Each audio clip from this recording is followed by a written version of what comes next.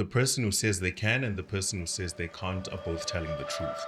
If you approach any situation, any scenario, any business, and you say, I can't grow past a certain number, I can't be successful, I can't be as big as my competitors, then you're 100% correct. Most times when people don't move, it's an identity crisis, right? There's a mismatch between the vision or the idea and who you see yourself as. If you need to make money now, maybe the question isn't, what am I good at? It might be a matter of what actually makes commercial. Welcome to another episode of Align with Poloko. Listen, we are blessed today because I am not by myself, and I hope I don't get to speak much because I want to listen, and I believe that you will be blessed by the voice that I have here with me. And of course, we are not in studio. It is not just the two of us. We are also with the beautiful people who joined us for the Unlocking Favor tour in Midrand. Can you make some noise in the room? Now, when I tell you that you will be blessed, I am not saying that lightly. I'm only saying that because I have been blessed by the work that this brother has been doing. So, I am with Mr. Tendai Luo. My brother, how are you? Poloko, I'm great, thanks. How are you? Wonderful, wonderful. You see, you guys see how we have to say hello again when you get on the camera as if you didn't greet just now? But I know that you are a business strategist, you are an entrepreneur yourself, and most importantly, what I also discovered is that you're a golf dad. When you said you're a golf dad, I wondered what that means, right? I used to wonder, what does he mean by golf dad? But actually, what he means by golf dad is that he's got an incredible golf prodigy for a son. I thought he meant he's a dad who plays golf, but no, he is raising a future star. My brother, at what point does one become a golf dad? What has to happen for that to happen? So I didn't plan it, right? And firstly, greetings to everyone. Thank you so much for your time. So what happened is during COVID, my son, schools were closed. So the only thing that he could do was come with me to the driving range. And he was just standing next to me, hitting balls. I have a terrible swing. But during that process, there was a professional golfer who was there and she saw him. Her name is Lee Jane. And she was like, she pulled me to the side and said, hey, you're terrible, but I'm seeing something here. I'm seeing just natural ability. Okay, thank you. Can I help him out? And I said, okay, sure. I didn't think anything of it. She took him away, did some assessments, and then she came back and said, look, he has a natural swing. I would really like to help him out. Mm-hmm. And so from then on, she, coached him free of charge. Through the support of the club that we're at for about 3-4 months. And then it just spiraled from there. And now he was an African champion, I think 2023, 2024, one of those years. He won the Junior Africa Challenge. He plays provincial golf. How old is he again? He's 11 now. Yep. Please go on. Don't let me interrupt you. Yeah. So basically, it was nothing planned. But once we saw that he had this ability, we then came together as a family to support him in this journey. That's beautiful, brother. That's beautiful. Now, before I go too far, I'm gonna bring you back to your golf prodigy in just a moment. But please let everyone know who you are outside of my limited introduction. I wanted to give you a chance just to let people know who Mr. Luo is so that they can get a better idea of who they're listening to. Cool. So my name is Tendai Luo. I've come to learn that I'm not special, but I'm on a special assignment, right? A lot of people come to me when they feel like their businesses have stalled. They feel like there's something on the other side. They could be growing, they could be transforming, but they're not quite sure how to do that. So that's essentially what I've built this entire enterprise around, just helping organizations grow and transform. Okay, so we're gonna have a conversation about that, and I want to start the conversation off by referring to a video that I saw of your son playing golf, and you used him as an example to explain that anyone can become successful, right? That anyone can grow.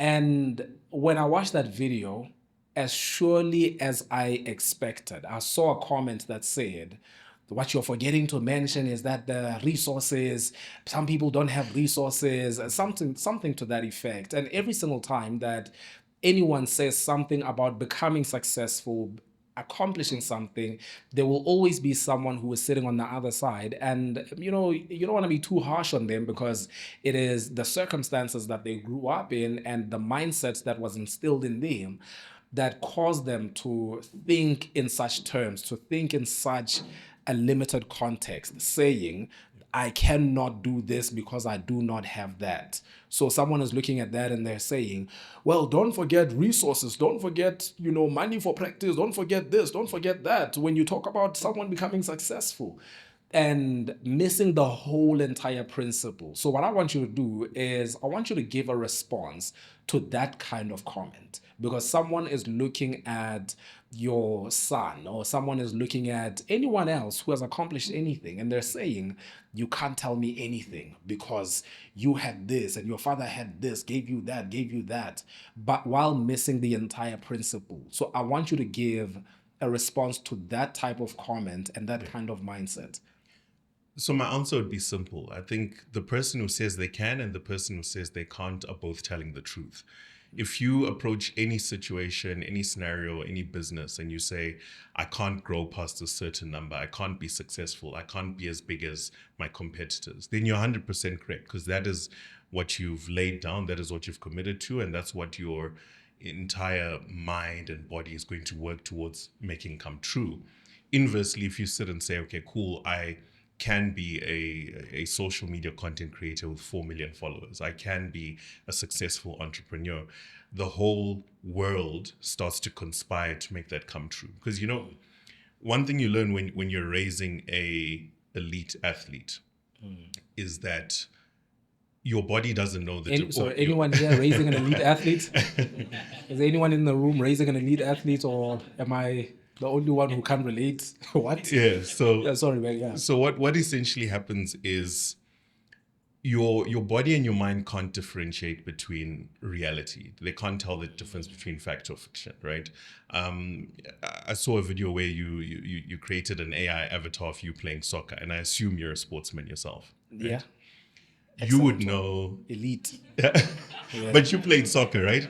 Yeah. You would know that if you were trying to score a goal, and maybe you keep flying it over the top bar, you'd be, if you say to yourself, man, I suck at taking penalties, you are going to suck at taking penalties. Inversely, if you say, you know what, maybe I need to adjust something, maybe I'm not striking the ball properly, maybe I'm leaving the weight on the back foot, but you don't speak out and say, I can't do this. You're like, I can do this, I just haven't figured it out yet.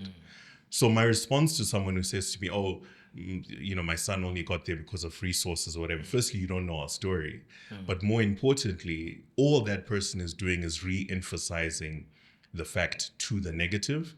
And what they should then start to do is ask themselves, okay, what would the truth be if I leaned into the positive? What would the truth be if I said, okay, maybe I can also be successful, forget the resources. What are the simple steps and processes that I need to embrace to acquire what I'm seeing someone else display? That's amazing. And I want us to get practical now, because the work that you do, I assume that you would have someone come to you when they've already started on the journey of running a business. But I want to take you back a little bit. The other day, I asked you about the name of your company. Actually, just tell that to everyone yourself, because I asked you, I was like, you are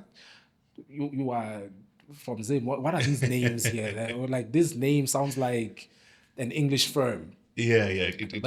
Just if you can share the name of your company and the story behind the name, who the name is. Yeah.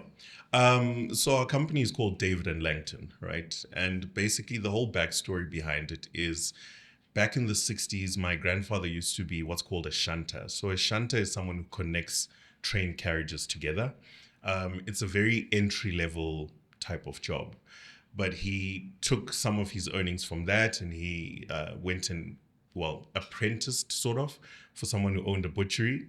eventually went on to rent that butchery, turned it into something that was quite successful in the township. And by the time he passed away in the 2000s, he had about 6 different butcheries and convenience stores all around the township. So the Langton part of the name is paying homage to what he showed me and taught me about entrepreneurship.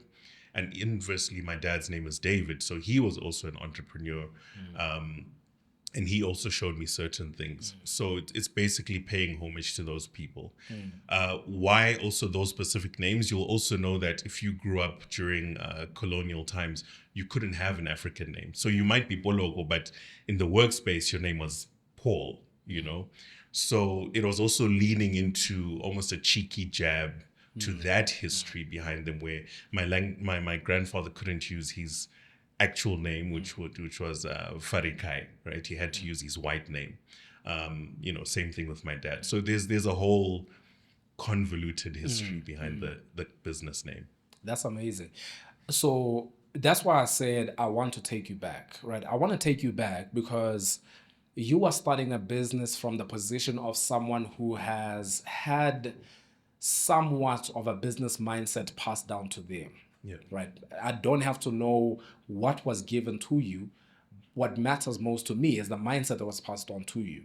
But I would assume that in dealing with businesses, you would have people come to you who don't necessarily come from fathers and mothers and grandfathers who started businesses. They come from a place where limitation was the only context that they knew.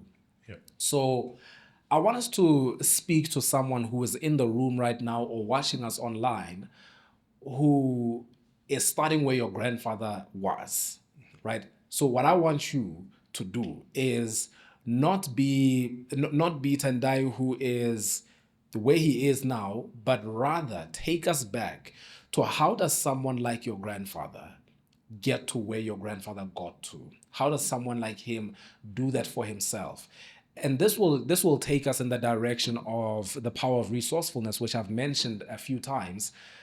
But I wanted to take us there because I want to know from you what happens when someone is in the position that your grandfather was in. They say, I'm earning pennies, or like Coke is, I'm earning $700 a month to live on.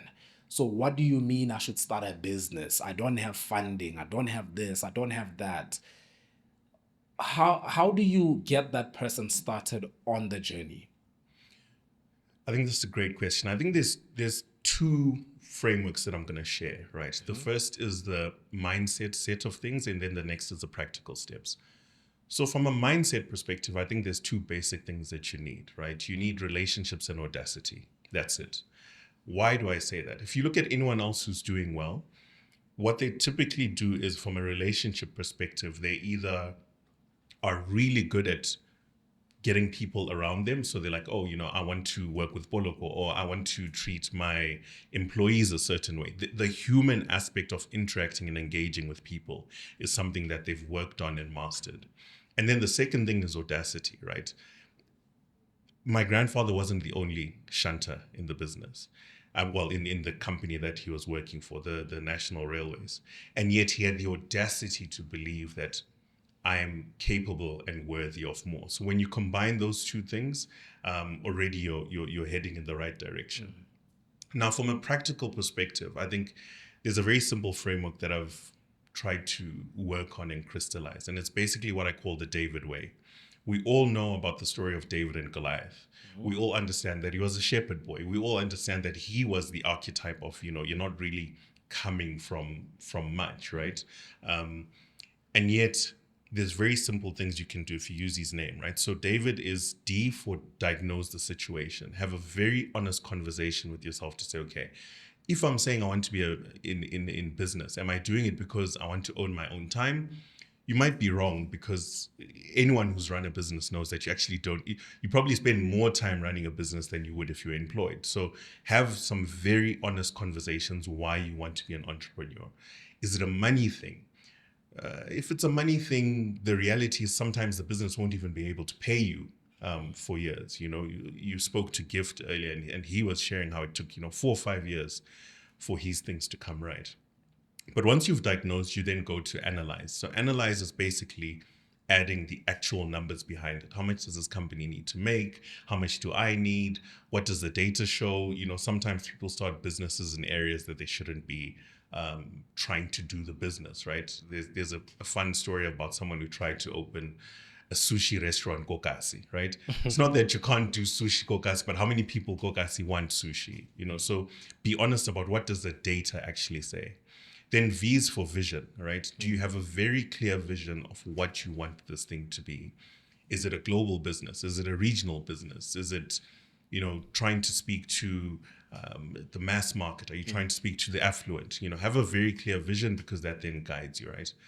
And then move into implementation. Who are the people I need to work with? What are the things I need to invest in this organization? And then D is deploy. Just do the work over and over and over again. So that's what I would recommend to someone who's trying to start out. So now, what I want you to do is I want you to speak to that person who is stuck in the first D and A, right? Diagnosis, analysis. And they end up at a place where they have what we call analysis paralysis. Yeah. Because if you speak to them, they know the data.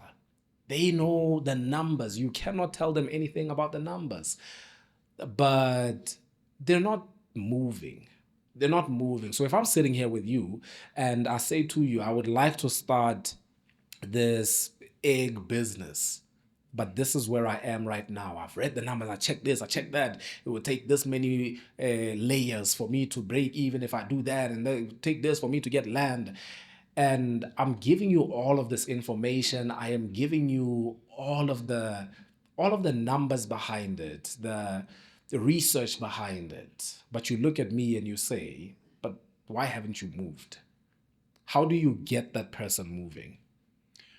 Most times when people don't move, it's an identity crisis, right? There's a mismatch between the vision or the idea and who you see yourself as, right? So Tony Robbins has this great example of you need to prime your mornings, right? So let's start with the very basics. So if I use my son as an example, in his mind, although he's only 11, he is a pro golfer. He just hasn't gotten his pro card yet, but he's a pro. So what does a pro golfer do? A pro golfer eats a certain way. A pro golfer dresses a certain way. A pro golfer carries himself a certain way. The same thing happens to the entrepreneur, that if you're saying, I want to do a chicken business, right? Is your identity aligned with a chicken entrepreneur? Is your identity aligned with a farmer? Once you match that identity, you then create less physiological stress on your body, because your body isn't saying, Poloko said he's a chicken farmer, but we don't even wake up at 5 the way a chicken farmer wakes up. There's that mismatch. But if you embrace that identity and solve for the identity, then the action becomes a lot easier, because you're saying to yourself, you meet people who don't drink alcohol, right? The person doesn't say, oh no, I'm trying to not touch alcohol. They say, I just don't drink alcohol. Yeah. So when you put alcohol here, there's no temptation. They're just like, my identity is someone who doesn't drink, and I move accordingly. Likewise, you need to embrace what is the identity of that type of entrepreneur, and then the action will fall into place. Now, how do I start to shift that identity? Because you see, that is something that I've always understood. And for me, it was a mountain to move. I kid you not, brother. When I tell you that the hardest part of my getting to a breakthrough was me. It was me. The hardest work was me. Selling books and starting a business and coaching and training and knocking on corporate doors, sales. That is not as hard as what I had to go through with me. So that's why I want to ask you now, how does that person do it? How does someone who, a Poloko from 10 years ago, cut that process short? Because it took me way longer than it was supposed to take when I think about it, when I look back at it. Because oftentimes you get to a place where once you get to the other side, hindsight is 2020. And you look back and say, man, look at that. That was so stupid. Why did you do it like that? Why did you do that? Why did you do that? So how do I get to that point? How do I get started with that so that it doesn't take the person listening as long as it takes some of us to have that identity shift? How does one get that identity shift? So I think I'll start by saying we must never shun the period of learning and growth, right? So that difficult period, yes, you might have taken longer than you wanted, but there was growth and maturation happening in that season. Sometimes things are being delayed for your benefit, right? So I think that's the first thing to say. The second thing is I've emphasized this over and over again. We should not shy away from professional help. I think that's something we don't do enough in the Black community. I've been to therapists, I've been to business coaches, I've been to any single person who is better than me at the thing that I'm trying to achieve. I will go in and speak to them, right? So if your resources allow, try and find some sort of professional support, because there's things we're carrying which we are not aware we're carrying. I can give you a simple example. Growing up, my mom always used to say, you're a naughty child. Yeah. So for years, I said, oh, that's my identity. So I moved like a naughty child, Yeah. right? You steal your dad's car, you do this, you steal fruit from the neighbor's fruit tree. You do all sorts of things because you've been told you're naughty, right? It's only when I got older where through that professional support, someone says, hold on. Is that the truth or is that what you've been told is the truth? So get professional help. If you can't, I would then recommend read autobiographies. So a big misconception we have, a lot of times we read business books, right? And while they have a place and they'll show you, structures, frameworks, processes, what the missing, let's call it the missing 20%, is found in autobiographies. Why? Because an autobiography also gives you context.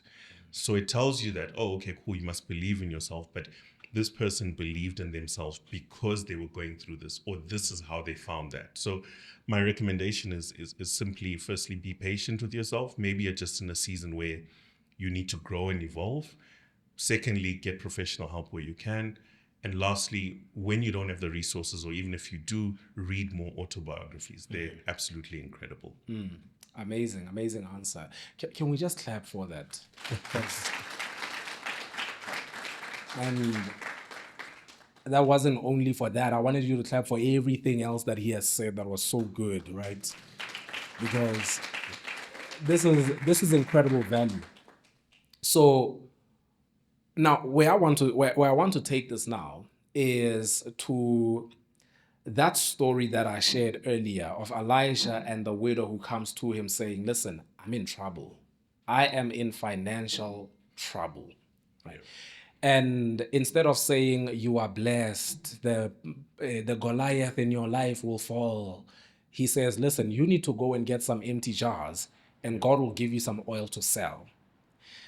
Now, my reason for asking for referencing that story is because what I want to ask you is, as people who want to start businesses, how do we balance that advice that says to us, don't start a business just for money, versus, but I need it though, right? Because there are many people who are like, okay, fine, but I do need the money. And there is someone else who's sitting on the other side with a different level of understanding, and they're saying, needing money shouldn't be the only reason why you're starting a business. How do you reconcile the two? How do you reconcile, find a stronger why versus this person needs to live today? And I want to emphasize that because the reality of many people is they need to live today. And then someone will say, don't expect your business to pay off in the next 6 months. Yeah. And it's like, I need it to pay off next week. If it doesn't pay off next week, I'll be in the streets, right? Because I need to live, I need to survive. And, without giving, answers that are as simplistic as it takes time, because we understand the part where it takes time. But how do I reconcile, yes, all of the good stuff, it takes time, I've got to have a strong why, a purpose, and whatever, versus, but I need to pay the bills. I need to live today. If I can just live today, I'll be okay to wait for the 6 months, but I need to be able to live at the same time. How do we bring those two together? So I don't know if people are going to like my answer here, right? My genuine belief is first and foremost, I think people get into business too early. I've spoken about how if I had known what I know now, I'd have probably waited until my 40s before going into business.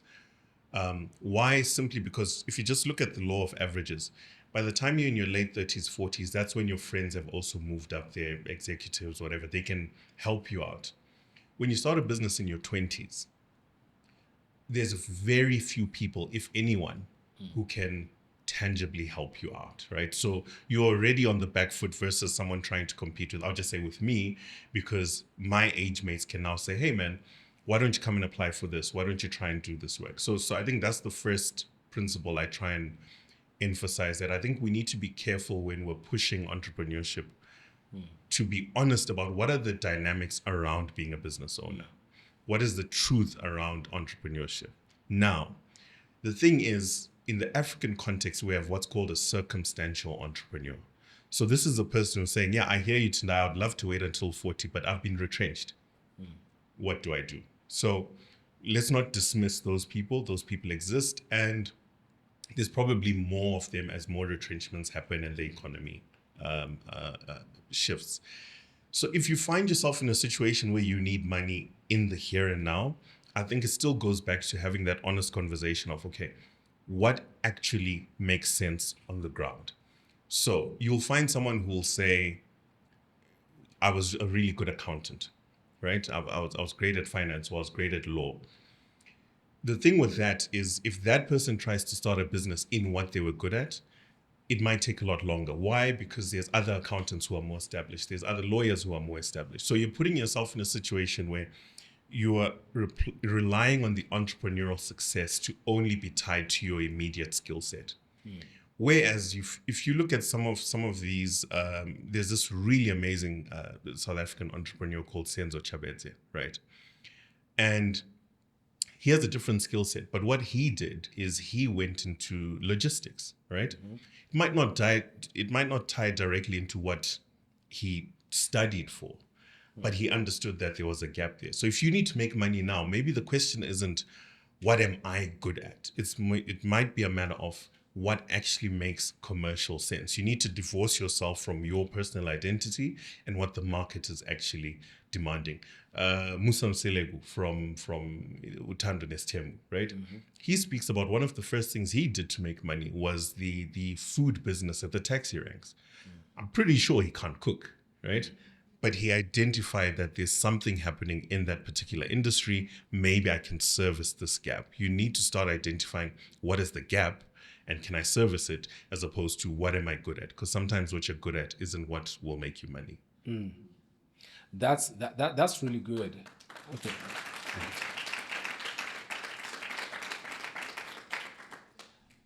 I love that, because the position that I've always had, and this has always been my response to a lot of people who say, hey man, listen, things are tough right now. I don't know if I can keep doing this. I don't know if I can continue to persevere at this thing that I'm doing any longer. The answer has always been, you have to find a way that works today, right? Because I once heard TD Jake say that if it's not, he was saying to his son that if what you're doing is not the thing, it will be the thing that leads to the thing. And I think the advice that we are not given, especially when you step into the social media space and you listen to business gurus and all of that, most people don't tell you that the business that you run today will not be what you run when you're 40. Right? What you start now doesn't have to be what you will do forever, but it can be what feeds you today, what gets you started on your journey now. Because if you find yourself at a place where you say, I want to be a mine owner, it's probably a good idea that you start, selling chickens if you have to. And somebody might say, what does that have to do with mining? It's what I have now. I have this little piece of land. I have a connection who can give me the chickens for a low price. I'm going to start here. because the ultimate goal is to own a mine. But the problem is, most people will say, no, I'm an accountant or I'm a lawyer. My vision is to have a law firm, and I can't settle for anything else because I know myself, I know my worth.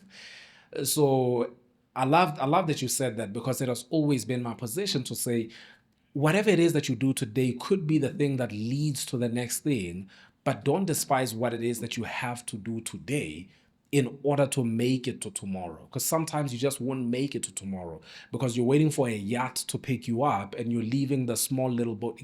Get into that lifeboat.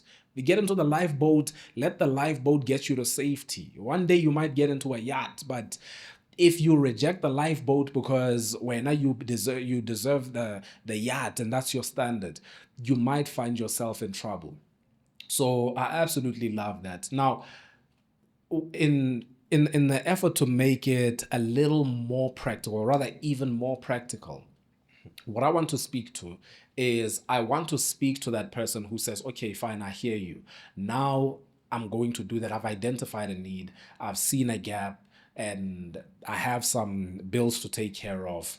I want to do it. I'm going to take your advice. I'm going to fill that need. How can you minimize their chances of failure? Maybe not eliminate them, but how can you minimize the chance that that thing won't work? How do they get started? They're sitting in the room or they're watching online and they're saying, okay, I'm going to start now. I'm going to start. I'm going to do this. I've seen the need. How does one do that? So I think there's something you said when you were speaking earlier that spoke to excellence, right? So I think when you start with the mindset of, I'm going to be excellent, right? I think we underestimate just the power of being really good at what you're doing. Then from there, start to look at basic things like, okay, what are the principles that govern this particular space, right? There's the whole narrative around, are you trying to be the cheapest in the market? Are you trying to be the best in the market? Or are you trying to be unique in the market?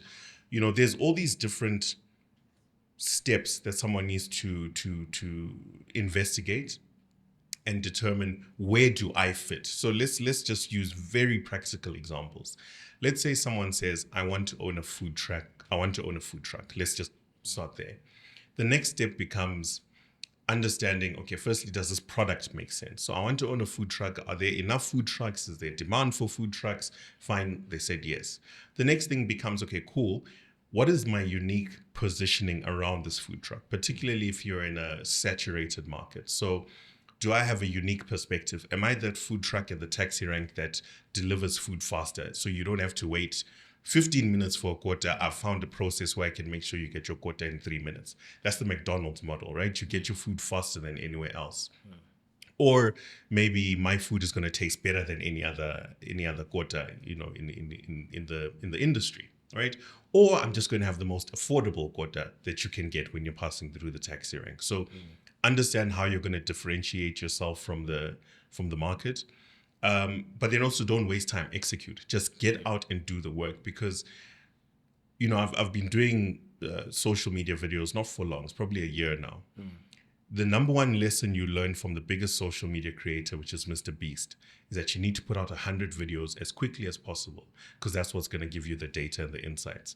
So likewise, if you're trying to be an entrepreneur, figure it out. What are you going to do? How are you going to make yourself different in the market? And then do it as quickly as possible, for as long as possible, with as many repetitions as possible, so that you give yourself the data. Maybe you'll see that, okay, this cheap quota I'm trying to sell, I'm actually running a loss. Or this thing of trying to make it fast means my lines are too long. So actually, yes, it's fast, but now I can't service these people.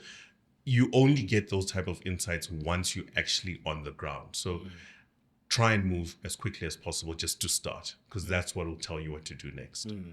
Absolutely amazing. Amazing. In a moment, I'm going to get some questions from the audience. So we'll get 2 or 3 questions answered. While you think about whatever question you'd want to answer, I want to ask you a final question. If you were in the position, it's a hypothetical, if you were in the position of the widow who comes to Elijah saying, I'm in trouble, man. I'm in trouble. I need to pay these people. Otherwise, they're going to take my kids. I can't lose my elite athlete. If you were in that position right now, you have to make it work. You have to figure it out. You have to figure it out. There's no other way. Yeah. What does Tendai do immediately? I think honesty.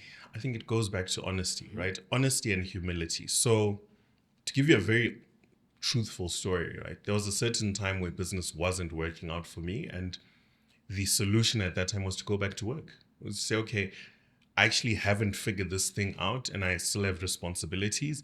Let me go back and get a job and give myself another 6 months, 9 months, a year, however long, to recoup, balance the finances, make sure the kids are eating, make sure there's at least money flowing into the house. Because it's also very hard to grow a business when you've got bread and butter issues, right? Mm-hmm. So sometimes the answer is start afresh. Sometimes the answer is, okay, eat that humble pie and take a few steps back and regroup and see what to do. But the other side of it is, my favorite story is the story of Naaman, right? And so Naaman in the Bible was this decorated army general. He had won all these wars and he was doing great things for the king, but Naaman had leprosy, right? And so they told him that, no, there's a prophet who can help you out. He's just in the city. Go and speak to him. He'll pray for you. You'll be sharp. So Naaman goes. Obviously, he's a decorated general, so he goes with his squad. It's a whole convoy, right? And when he gets there, first and foremost, Elisha doesn't even come out to see him. So he arrives, and it's like this whole fanfare. And Elisha sends someone to say, okay, tell him to go bath in the River Jordan.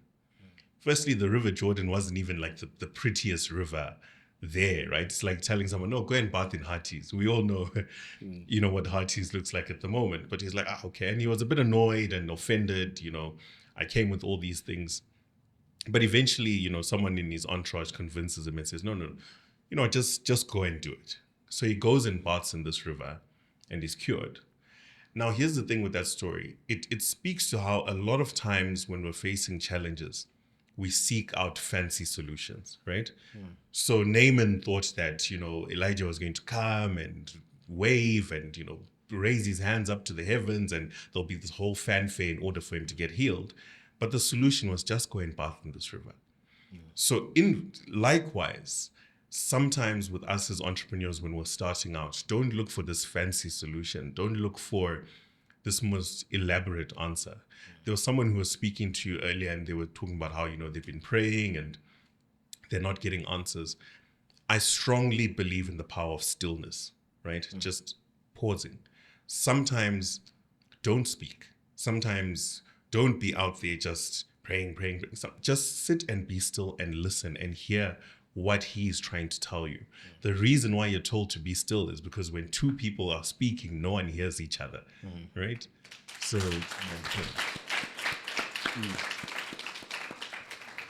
Absolutely. That's powerful. So, without wasting any time, I'm sure you thought about a question. Not everyone will be chosen. So, many are called, few are chosen, or in this case, 2 are chosen.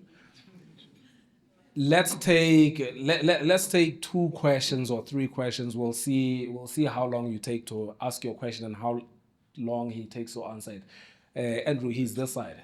We have a hand here. Great question. Yeah, I think that's a lovely question. I think firstly, as Christians, we make this mistake of assuming that money is bad, right? We almost feel that if you're a successful entrepreneur, it means you're a bad Christian. And that's certainly not the case. I can't remember his name, but there's someone who spoke about the entrepreneur who helped Jesus with the cross. Was it David of Arimathea? Joseph of Arimathea. Thank you. Right. And he was a successful entrepreneur. So firstly, rid yourself of this notion that doing well in business means you're doing something wrong. Also, the beauty of doing well in business, as Poloko has mentioned, is that it then gives you the resources to do more in the kingdom, right? You then become a kingdom financier and you can then live out whatever your conviction is. He's, I actually don't know what his faith is, but there's someone called Chamath Palahapitiya, one of the early guys from Facebook. He's a billionaire. And he speaks about one of the main reasons to make money is so that you can impose your worldview. And all that basically means is if you now have 50, 10, 100 million, you can sit and say, you know what? My worldview is kids mustn't be hungry. So I'm going to make sure every kid in Gauteng is going to have something to eat, right? Or my worldview is we should stop losing mothers during childbirth. So I'm going to fund every hospital in my city. So understand that your money is directly tied to your mission and your cause. Don't feel like you're doing something wrong by pursuing wealth and abundance. But as you said, if you wanted to do the vapes and you saw the gap was with vapes, but your conviction told you don't do it, then I think listen to that. I always laugh with my friend to say I'm the one person who's never been able to do a deal. There's so many people who come to me and say, hey man, listen, there's this gap there and let's try this and let's do that. The minute you involve me in a deal, that thing fails because I've got no favor there. I've got no anointing for any shady sort of thing. That thing collapses. So understand that maybe you're being protected for something and you're being called and driven to something else. Absolutely. Absolutely. Great answer. Okay, we have another question on that side. Right. We are keeping the questions brief. We can keep it brief. What we're going to do is we're going to take one more if we can keep it brief. Okay, since I mentioned that I'm working with underprivileged kids by providing school shoes. Yeah. So I was an entrepreneur before for the longest time. And then it was like God said, stop this and focus on my kingdom. Yeah. Then I lost business and I lost customers, which I'm very good at. I can sell anything anyway. So now the problem is, yes, I'm doing God's kingdom now, doing this mission, and I don't struggle. I just post on social network. People, the shoes will come flocking. People even ask me, how am I doing it? It's the magic that I have. So now, and without any funding. So now my question is, there's a burning desire to go back to business. But now my confusion is, how do I now align ukuthengisa and also providing? Because people so in abanye they're giving money to say, here's a 3,000. So now my confusion is that, will it seem bad, or will people think I'm taking their funds and using it to sell? But my burning desire is that I want to go back to business. This is me. I want to align to match the two. So that is where the confusion is. Thank you. Yeah. So I think thank you for your question. Look, I think so I'm currently learning how to fly, right? And one of the first things that happens when you enter a plane is when they're giving you the safety briefing, they say secure your mask first, right? They tell you put on your mask first before you help the person next to you. And it's the same principle with business, that a lot of times we have good intentions. You want to feed the kids. You want to make sure the kids have shoes. But if you're not securing your financial mask, then you can't help as many kids. I'm sure as much as you're doing great work, you probably know and feel like you could do more, right? You probably, let's say you've given 100 kids shoes. In your heart, I'm pretty sure you want to put 10,000 shoes, right?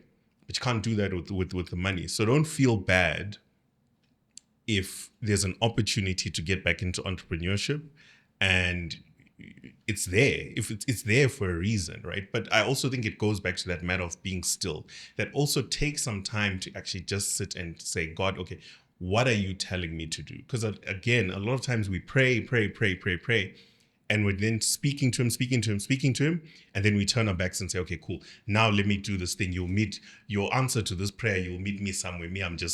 We try and strong arm the situation. So my simple answer to you would be, if you're feeling convicted to go back to entrepreneurship and you've spent a bit of time in stillness, then do that, because that's your version of securing the mask. That's your version of unlocking the opportunity to help 10 times, 100 times more kids than what you're doing now. Absolutely. And I think for me as well, the first flag that went off when you were asking your question was saying that God told you to leave business and focus on his kingdom. You know, it's a mistake that we make oftentimes in the faith where we think that kingdom means you are serving in the church or you are doing charity work. I know many people who got into business because God called them to ministry. That was the only reason they started enterprising. It was because God called them to ministry and they realized that it will take resources. And so they started a business just so that they can do that. And so I don't think that the two have to be separated. Like you're saying, you want to bring them together.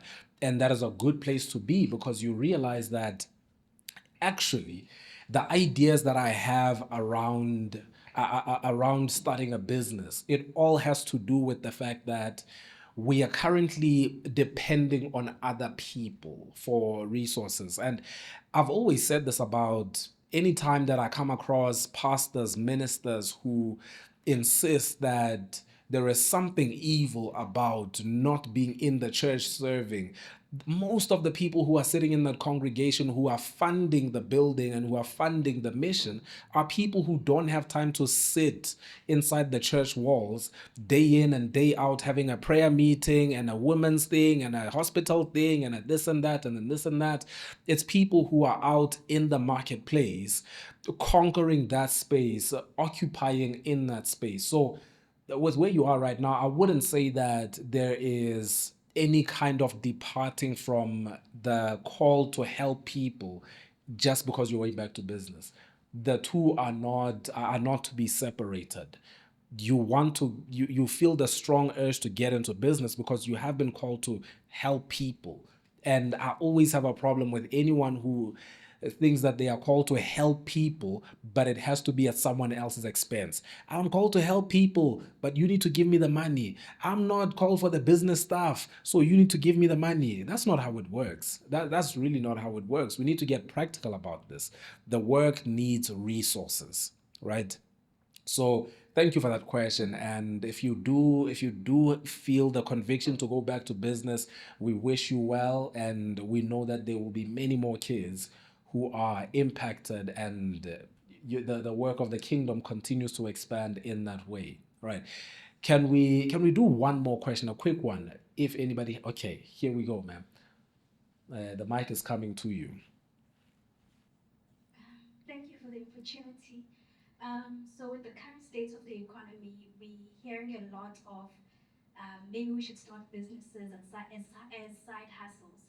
So, I want to find out what's your stance on that. Do you think that anyone can be a business person, or it needs one to be passionate or to have the passion for business?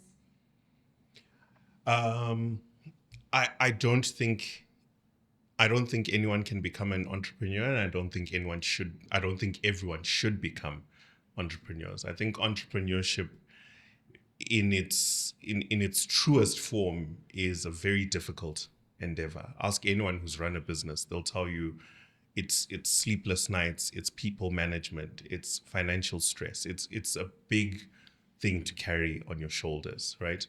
I also don't believe in seeking out passion when it comes to entrepreneurship.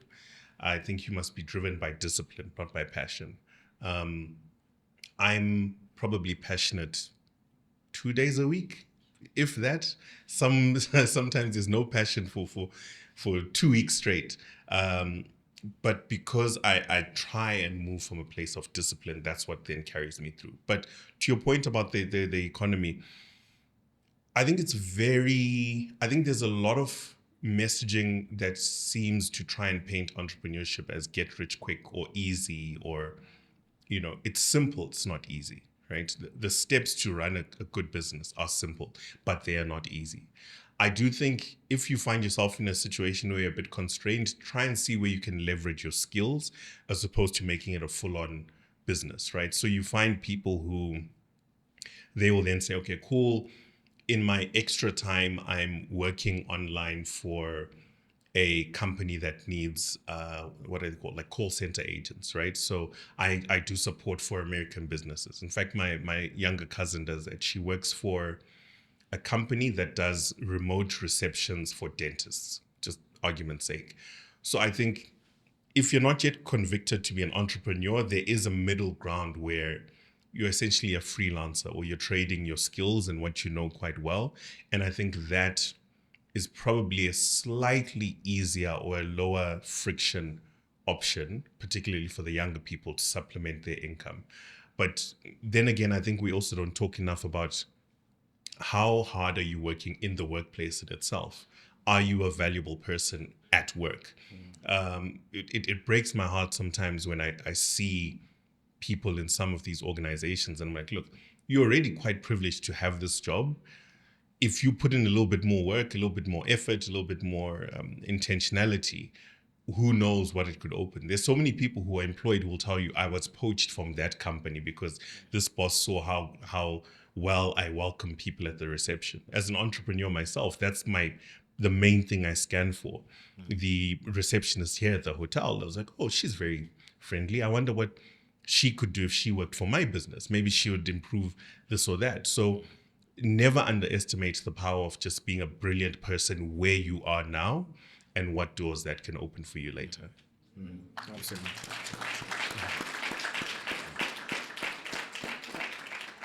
Mr. Luwo, sir, it has been an absolute privilege, and I believe that everyone in this room is walking away with something. So thank you very much for joining me in conversation, and may God bless you. May God continue to add to your wisdom and add to your territory. God bless you, brother. Thank you for Thank you coming. for Thank you.